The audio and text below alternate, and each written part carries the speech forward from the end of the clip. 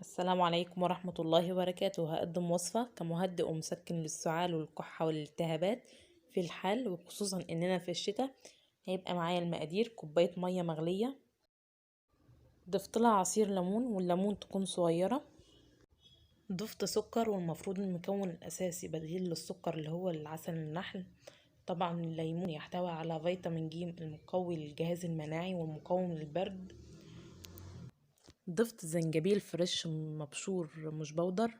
الزنجبيل لازم الشرايح المبشورة دي تتاكل. الزنجبيل مسكن للآلام ومقاوم للفيروسات كفيروس البرد.